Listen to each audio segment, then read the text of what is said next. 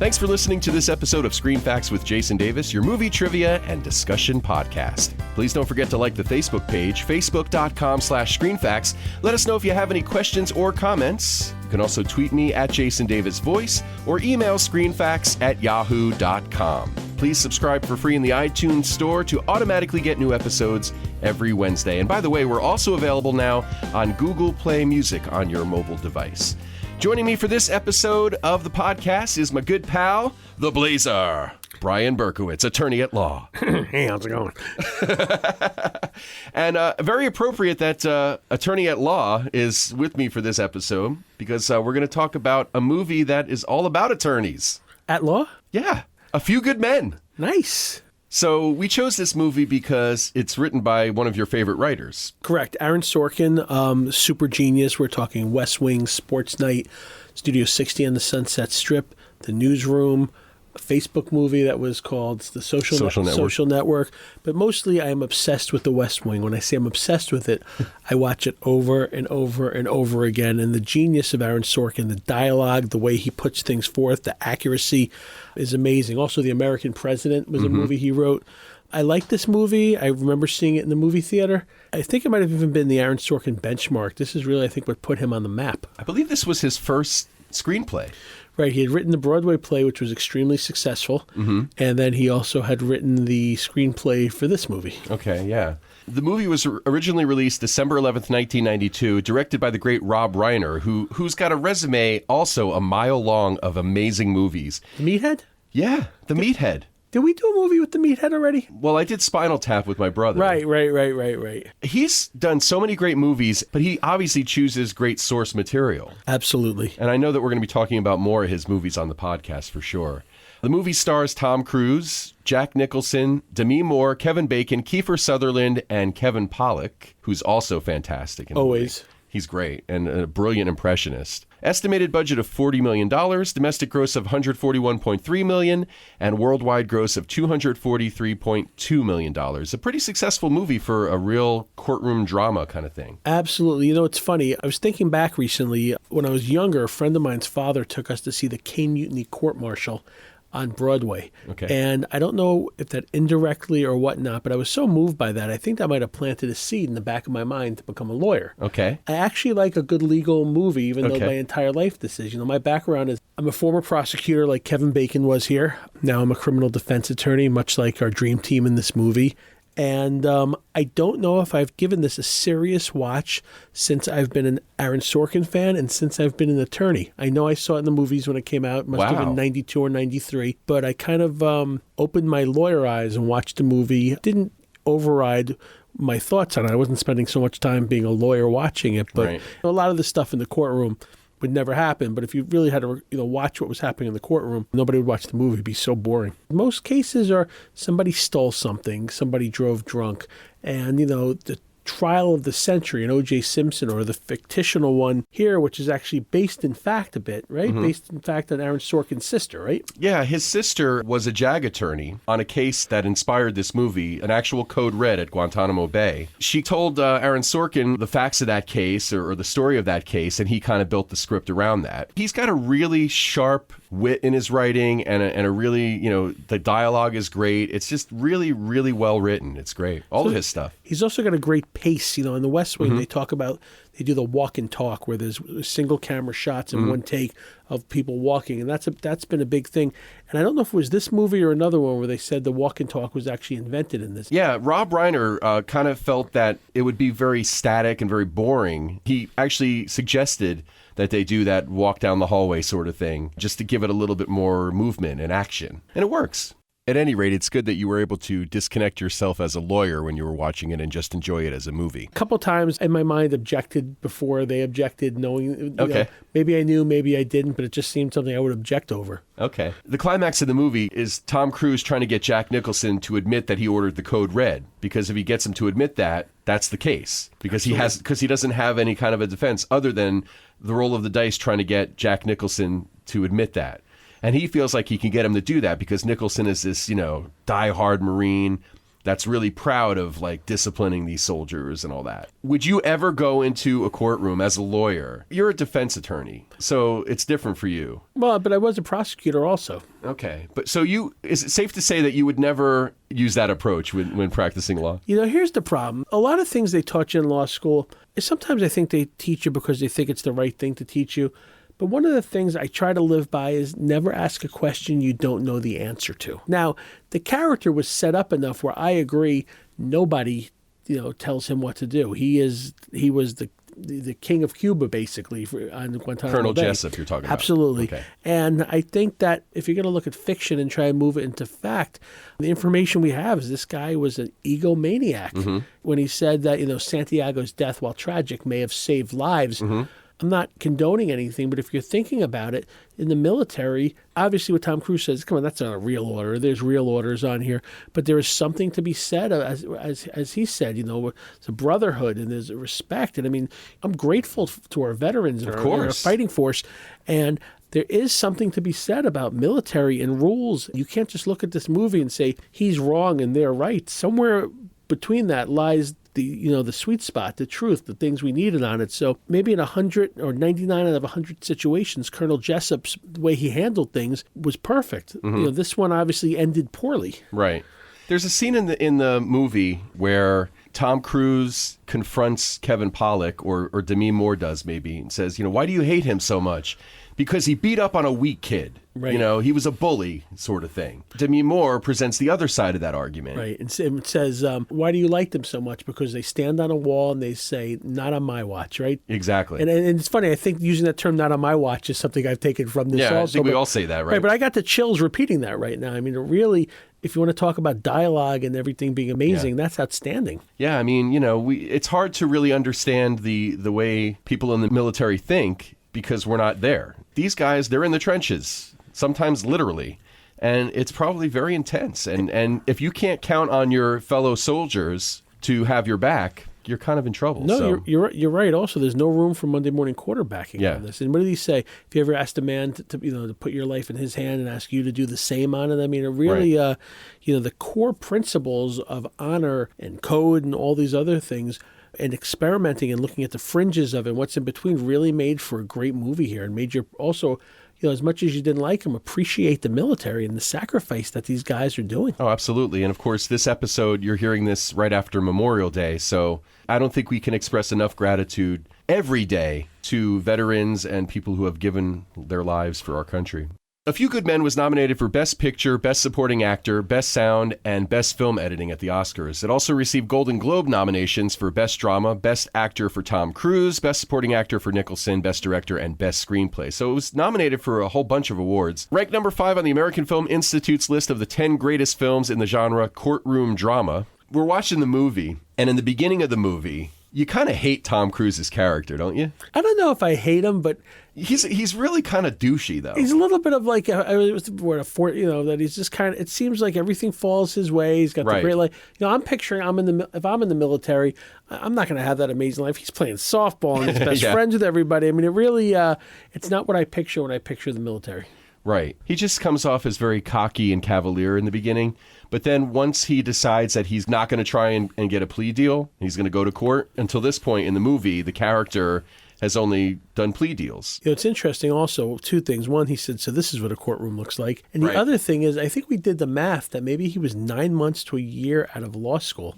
I forgot. Yeah, I think he says that at some point. You can't picture a scenario where they would give that much responsibility to someone who does that. Although the military, maybe it's sink or swim, and we think we knew they wanted him because they said it's going to be a quick plea, and the things that they don't want coming out in the wash by a quick plea, you would never see that happen. I think they also may have assigned him to the case because maybe they wanted these two guys to go away. They really weren't concerned about them getting off because nobody wanted to see Jessup go down because he's this respected guy. There's a funny thing in the movie, a great line where he meets the one guy's aunt. Oh, Aunt Jenny? Yeah, Aunt Jenny. And he's like, oh, you're not how I pictured you. I pictured you to be a little bit older. And she goes, that's funny. You too. Right, like right. That.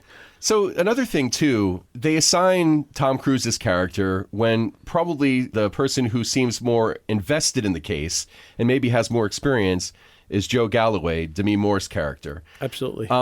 Do you think there's a little bit of a gender bias there? I noticed this with the movie. Absolutely. But also, if you looked at her, she was more the brains and he was the courtroom muscle. In other words, she seemed to be able to do all the behind-the-scenes stuff. She was the detail-oriented. Remember, she was the one who said originally, I think this was a code red. Without her getting involved in this was just another case that he was going to defend. What I did notice, and I think what we've noticed in a lot of movies that we've talked about, is the lack of what we'd call today political correctness in the movie. Talking about Jack Nicholson humiliating her, in my opinion, when they were eating lunch in Cuba, making rude sexual innuendos to her. Right. I mean, you would never see that today. She probably would have had her iPhone recording all that, and he would have been brought up on charges for that. And, when you got an old school guy like Jack Nicholson's character, even nowadays, there's probably old school thinkers like that. I'm not a huge fan of most political correctness, especially if it's overdone. But I do think that there should be gender equality. 100%. Pay, respect. At this point in our society, nobody should be going, a man can do that better than a woman. I agree with you. I think it should be, and I'm hoping it's a non-issue. We'll find out. My daughters are 9 and 4 years old. I'd like to see them, when they reach adulthood, this to be a complete non-issue for them. Yeah, that would be great. There's an interesting little side note to this. An unnamed executive gave Aaron Sorkin a note saying, if Tom Cruise and Demi Moore aren't going to sleep with each other, why is Demi Moore's character a woman? Sorkin responded, women have purposes other than to sleep with Tom Cruise. And he claimed the incident was his worst experience as a screenwriter, and I can imagine that would be the case. Well, it's interesting with Aaron Sorkin. He is notorious for strong female characters. And maybe you think about that. He had a sister who was a prominent JAG Corps attorney.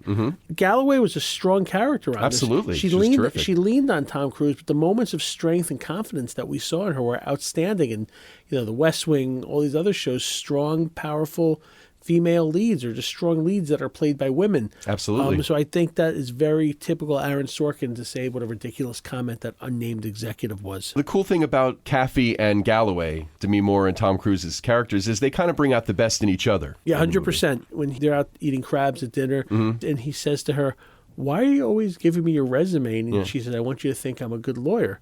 And he says, I do think you're a good lawyer. And she says, I think you're an exceptional lawyer.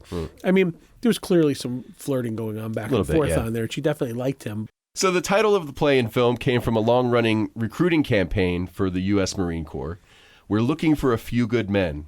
I remember that. I'm old enough to remember those commercials. Me too, but it's interesting enough. In 2016, would the Marine Corps have a recruitment campaign saying we're looking for a few good men? No, and that's probably why they changed it long before 2016. The campaign, and it's probably the one they're still using now, the few, the proud, the Marines, because that's all-inclusive. So there's a real cool thing in the movie, too, where Tom Cruise, Kevin Pollak, and Demi Moore are at Tom Cruise's place, and they're talking about the case, and they're trying to figure out their approach to how they're going to put Jessup on the stand and all that. And then at some point, Tom Cruise breaks into sort of a Jack Nicholson impression as Colonel Jessup. Yep. Not in the script. Right, he did it spontaneously. Yeah, and it's kind of cool in that scene. You see Demi Moore and Kevin Pollak kind of smile, like they weren't expecting him to do that, and they actually, it was a real reaction, which is kind of neat. What I did find interesting, also kind of jumping around a little bit, I appear in front of some fantastic judges, most of whom you're glad to respect on it. And the fact of seeing Jack Nicholson's character being disrespectful to the judge, it bothered me a lot. And obviously it bothered the judge. You can call me judge or your honor. I believe I've earned it, right? Yeah, love that. Me too. Again, great writing. Very, very. Because, Nicholson is walking around like his shit doesn't stink. And, he's more important than anybody because he guards that wall. You want me on that wall. You need me on that wall, I love when he says to him, why didn't he make a phone call or pack a bag? I don't know the mindset of one Santiago. Maybe he liked to pack in the morning. Maybe he didn't have any friends. He was an early riser, yeah. A couple of notes about the movie that I think are interesting. The word sir is used 164 times during the movie. It's an average of once every 50 seconds. Wow. Yeah, which makes sense, a military movie. The big scene, the You Can't Handle the Truth scene, was voted as the number 29 movie quote by the American Film Institute out of 100. And that's a super, super intense scene for Jack Nicholson. I mean, the energy and he sucks you right in. It's amazing, the performance. He also got $5 million for that role. Did you know that? Yeah. For 10 days' work. Yeah. Well. And I think if you read it, he gave an extra day for free because they weren't finished. Yeah. And he said this was probably the one time that it was worth it, the investment. Oh, I'm sure. Compared to some of the other movies that he got paid a lot for. That's a very similar role to Marlon Brando in Superman. Right. You really, really needed that main character to be over the top and had to to be, I don't want to make a joking comparison, but the same way that AC/DC was afraid they were going to lose all their money, so they had to bring in Axl Rose. It's an interesting. It's the same thing. You have to bring in the guaranteed best of the best. And I'm not saying Axl Rose is the best of the best at all, but he's going to get people to come to the show. People are going to come see it. He does the curiosity factor. So the same reason, the $5 million, because Demi Moore got $2 million.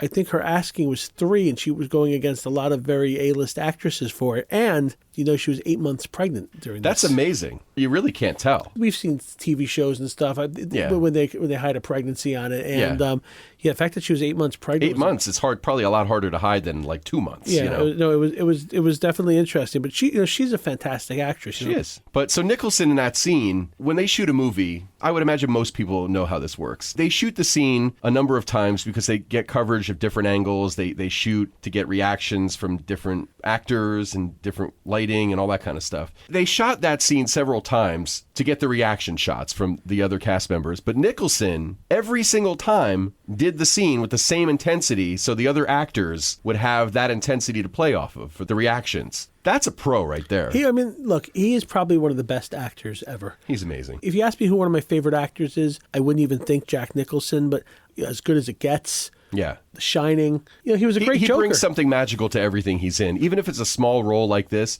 he's in a total of 4 scenes in the entire film. The last one is 21 minutes. So his total screen time in this movie is probably maybe 45 minutes to an hour, if that. You were talking about Marlon Brando and Superman. Again, cast because he's this huge name, paid an enormous amount of money for very little work. I don't think you can compare the two in terms of the performance, though. I mean, listen, this movie without Nicholson in this role... I'm with you 100%. I think history looking back at 1978, Superman the movie, that movie did not make or break on Marlon Brando in it. Right. In fact, he was great in it, but I have to say... not memorable. You want to talk Christopher Reeve? Memorable Superman. Oh, yeah. I mean, I think, like you said, it's sort of a throwaway. I mean, he's only the name recognition more than anything else. In this movie, Nicholson is not only the name recognition, but he's also a big part of why the movie is so amazing. Yeah, I don't think anybody else could have played that role. Yeah, and not even just the courtroom scene. I mean, every scene that Nicholson is in this movie, he's great. Yeah, I agree. Fantastic. Let's talk about Markinson for a second. Yeah. J.T. Walsh, Lieutenant Colonel Matthew Andrew Markinson. Yeah. He was fantastic, but I love when Jack Nicholson basically says, hey, we came up together. I moved to the ranks quicker than you are, and if that bothers you, I'm sorry, but basically, fuck you, I'm in charge. Yeah. Well, he's mad at him because he questioned his authority a little bit in front of Kiefer Sutherland's character. Kiefer Sutherland was excellent in this, Very good, too. A nice little cameo from Cuba Gooding Jr. as well. That's what I wanted to talk to you about, the lesser-known roles. So, this movie I've read a lot about it over the years, and they say one of the smartest casting decisions by the person who took the role in this was Kevin Bacon, that this was career defining for him because I think he was a B-list leading man. I don't mean to take anything away from Kevin Bacon. Who I think, by the way, is a phenomenal actor. Me too, 100%, but he wasn't, those movies weren't firing on all cylinders. So when he took a step back, because at this point, Kevin Bacon was a big deal in 1992 and before. And he had Footloose, which was a huge movie for him. But I think it was probably, there weren't a lot of people that were taking him as serious as an actor because of that, because it's sort of a fluffy role a little bit. Because this role really was this was a I hate to say it could have been a B-list role on it, but I think him taking this role, that you want to talk about Oscar worthy, he was phenomenal on there. I thought he was great, and by the way, a hub to the Kevin Bacon game. This movie. Oh yeah, huge. It's great. When I was in law school, I took a civil procedure class. It was one of those classes teaches you about the ways of filing lawsuits and things that can be done in it. And of course, being the ever astute law student, I sat next to this girl, Carissa. Instead of paying attention in class, we used to play what we call back to bacon. and we'd make these lists. And right before we graduated, she went up to me. She said, I was digging through my old notebooks, and I can't tell you how many pages of you and I playing 6 Degrees of Kevin Bacon that we used to do in it. But he was fantastic. We talked about Cuba Gooding, who later will be in Jerry Maguire with Tom Cruise. But how about Noah Wyle? Noah Wiley. Yeah, Wiley. Dr. Carter from ER. Well, you tell me you've never had a meal since you've been here? No, sir. 3 squares a day. And, yeah, he's great. What I noticed about the movie, Christopher Guest, yes, as the doctor. And what I did notice was exceptional in this part when Kevin Bacon, is questioning him about, where it says in this book for a code red and this one. Tom Cruise doesn't miss a beat, pulls it up and shows it to him, and he knocked it out of the park with that thing with the chow hall, the mess hall. Yeah. And you look at, I never paid attention to Kevin Bacon's face on there, but he was in awe by the way he did it. Yeah, he smiled. He gives a little smirk. And when he goes back and tells him, he's going to go after Jessup, somewhere in that scene he says, "You did a great job in court today on it." Yeah. And I like the mutual respect from them also. I think they liked each other very much. Yeah, I like that scene too, where Kevin Bacon is walking back to the table with the book, and Tom Cruise in the same motion is walking past him and grabs the book and does his thing. Didn't I just say that? Yeah, but no. I mean specifically. The way he grabs the book, yeah. It's almost like a dance move. Like, how many takes do you think they did on that? Or yeah, where they didn't drop the book. For all you know, that could have been spontaneous too. Him just it was just very cool because we're watching the movie. I'm like, oh, I like the way he grabs the book here, and then he does it. I really enjoyed Kevin Bacon in this, and it's such an understated role, but I kind of think it kind of realigned his career after this. I mean, oh yeah, absolutely. Because then he was in JFK, another great Kevin Bacon game movie. There was a couple of other secondary characters and actors that I wanted to talk about, too. Okay.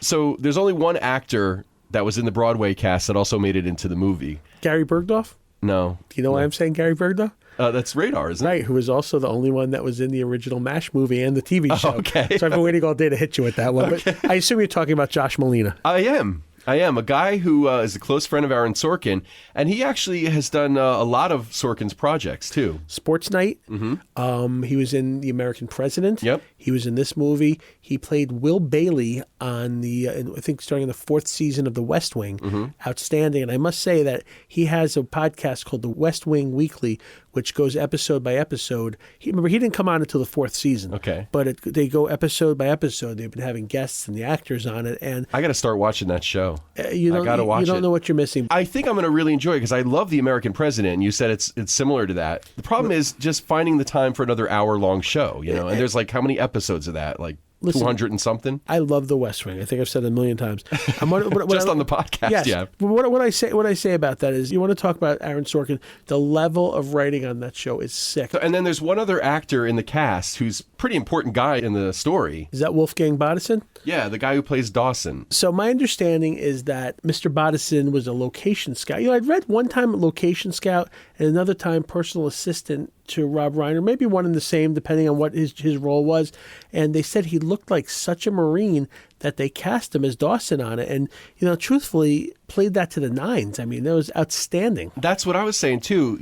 At one point we're watching the movie. I paused the movie and I said, I want you to think of something while you're watching this guy. This guy was a location scout that Rob Reiner decided to put in the movie because he thought he looked like a Marine. How good is this guy? Also, how good is Rob Reiner to recognize that? Well, that's what a director does, I guess, right?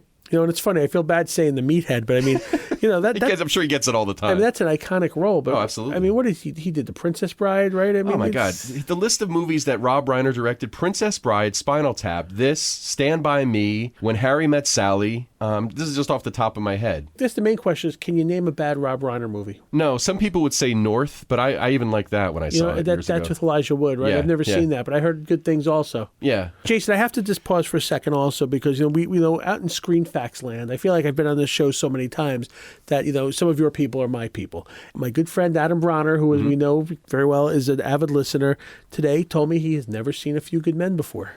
Dude! Yeah, I know, but I never saw Goonies, so I still haven't seen it. So, dude, when are you going to watch the Goonies? I already heard the Screen Facts. I know all about it. But you got to watch the movie. It's a fun movie. Listen, I actually would like to watch the Goonies. Yeah, it's good stuff. And eventually I will. And it's amazing when you watch it. You're going to be like, wow, look at all those people that went on to have these great careers. All right, so here's a question I wanted to ask you being a lawyer. Wait, hold on. I'm taking my Screen Facts hat off. Okay. I'm putting on my lawyer hat. And I'm sorry to do this on a night that you're not wearing a tie down here. Right, this is unusual, right? Yeah. Usually you come right from court. Right, I put a tie on for role models. If you're good men, you're dressed in normal streetwear. I'm wearing jeans and a Spider-Man t-shirt. Yeah, exactly. But that's okay, though. And it should be noted that you're wearing a Van Halen t-shirt. And yes, I was sir. one decision away from matching you today. That would have been really funny. But I guess kind of normal, too. And listen, just so we keep the streak rolling, I could have worn a Kiss t-shirt, because if we don't mention Kiss in the podcast... I worked Kiss into the Heat podcast last week. I remember you did. Okay, so I was going to ask you about what I wanted to ask you. In the movie, there's kind of a little bit of a moral question. Well, gee, This kid dies because these guys do the code red, but they were ordered to do the code red. So whose fault is it? Is it the commanding officer that gives them the order, or is it them for not knowing better than doing that? It's basically an enigma wrapped in a riddle. It's what came first, the chicken or the egg. I mean, you're thinking of the answer here. Remember, orders have to be followed. Or otherwise people die. People don't know. Exactly. So the problem is, I think what happened in this, I'm sure the common practice is the code red. And the majority of the code reds we talked about, Noah Wiley said that he got punched in the arm and, and things on here. It was an accident that he dies. Correct. And, and we saw things because, remember, Dawson gave the guy food when he was told not to. He didn't follow that order. So the prosecution could have spun it and said, listen, this is a guy who does whatever the hell he wants. Right. He's a loose cannon. Right. Orders and then the other not. guy, what's his name, Downey? Yep. He basically just follows Dawson. Whatever Dawson tells him to do, he does. You saw that he was a pure drone, almost like a drone of him. I mean, whatever. Yeah, he was really not the sharpest tool in the shed. And actually played very well by the actor as well. Yes, very good. We're talking about how... Whose fault is it that the kid died? Is it the guy, the commanding officer who gives the order, or is it the guy that actually follows through with the order? And the jury actually decided, because they're found, here's the big spoiler, not guilty of the murder charges, but they are found guilty of... conduct on becoming a Marine. And it was interesting. Remember at the end, he says, what does this mean? We did what we were told to do. And he says, it means we're not Marines anymore. We were supposed to take care of people who couldn't defend themselves. We were supposed to defend Willie. That's a great fucking line, man. Oh, it's outstanding. And again, delivered by this first-time actor. P.S., he still has a very vibrant career. I looked him up. He's still working a lot nowadays. So it's not like, this was a one-shot deal for him and then that was it. I wonder if it's the kind of thing where you look back at it, you can imagine how many times you've probably seen him in other things and not realized it. Yeah. I think the good things about this movie is that this is a wonderful piece of cinematography. Absolutely. This is something, if you talk about, you would send up movies in a spaceship into outer space for somebody else to find. This is a time capsule kind of thing. Yeah, this is some sort of a capsule. This is some sort of a movie that I think really represents the best of the best. I just want to say one thing that really, really made me enjoy this movie at the end. When you rewatch these things to talk about them, you notice stuff. I loved when it was over, they put on the screen, the end. Yeah, that's an old school it's kind totally of thing. old school. There was something about that really isolated this movie. I think that might have been some sort of a homage to like maybe 12 Angry Men or something like that. Absolutely. A lot of times with dramas, they're good once for me. They don't necessarily work for repeated viewing like comedies do for me. This is a movie I can watch anytime and enjoy it, like Shawshank Redemption. 100%. I wanted to make one more point about how great of a director Rob Reiner is, too. There's a couple of shots in this movie. The one thing in particular that comes to mind is right in the beginning of the movie when they're kind of showing all of the greatness of the Marines, when they're showing like all the guys in full dress uniform with the guns doing the exercise. That's so cool. Remarkable. I agree. Just the way the movements, the orchestrated movements with the footsteps and the rifles was outstanding. Yeah, there's a lot of great, setup shots to kind of really hammer home how solid the Marines are, Absolutely. So it's I think we picked a good one to talk about here. Absolutely. Blazer, thanks for coming in again. I appreciate it. And thanks to you for listening. And please don't forget to like the Facebook page. As I mentioned before, it's facebook.com/ScreenFacts. You can leave your comments there, your questions. You can tweet me at Jason Davis Voice. You can also email screenfacts@yahoo.com. Blazer, why don't we do a quick plug of your website like we always do? You can find me at www.berklaw.com. You can also follow me at Twitter at BerklawBrian. As you know, Jason, I'm a criminal defense and DWI attorney, and I represent people in the state of New York and Rockland County where I live, people charged with DWIs, any crime. You also, by the way, handle speeding ticket defenses, too, I do right? a lot of speeding tickets. Yes, I do. Yeah, that's probably a big thing in on the highways up in Rockland County. Yeah, we have the New York State Thruway, we have the Palisades Parkway, a lot of streets. We have a lot of police up there, so it happens. Yeah, and let's spell the website, too. It's BERKLAW. .com. Yeah, so check that out. And if you enjoyed the show, please help us out. You can rate and comment on iTunes. And if you want to go even further than that and really show your love for the show, by advertising for us, you can buy a ScreenFacts t-shirt or hoodie on the podcast page of jasondavisvoice.com. Show theme music by Audionautics.com. Thanks to WickedRadioNetwork.com and our announcer Kim from Kim'sVoice.com. You can't handle the truth! Screen Facts with Jason Davis is a production of Jason Davis VoiceOver. Visit JasonDavisVoice.com if you need a voice for a commercial, narration, promo, internet video, e-learning or training program, and more. Click on the podcast page to get information about where you can download and listen to past episodes. Listen again next Wednesday for a new episode of Screen Facts with Jason Davis.